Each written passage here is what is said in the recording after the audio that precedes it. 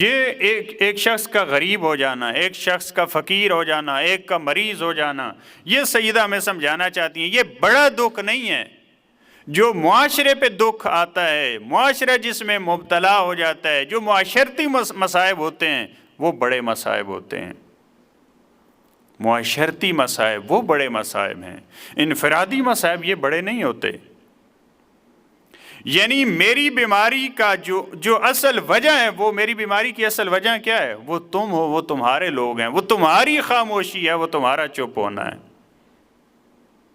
جناب ام سلمہ نے جب پوچھا صحت کا جناب سیدہ سے، وہاں بھی یہی تعبیر ہے۔ جب ام سلمہ نے کہا کیف اصبحت، تو وہاں بھی اصبحت بین کمد و کرب، میں غم و اندو اور مصیبتوں کے درمیان میں نے صبح کی ہے۔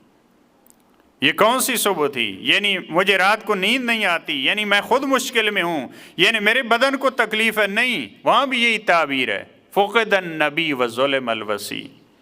یہ بار بار یہ پیغام پہنچایا جناب سیدہ نے۔ ایک تو یہ میرا درد ہے کہ جو حجت خدا تھی اس کا سایہ، جو باپ تھا اس کا سایہ سر سے اٹھ گیا، اور اس کے بعد دوسری جو مصیبت آئی ہے وہ وسیع پہ، وہ امام وقت پہ، وہ امام زمان پہ، اس پہ ظلم ہو رہا ہے۔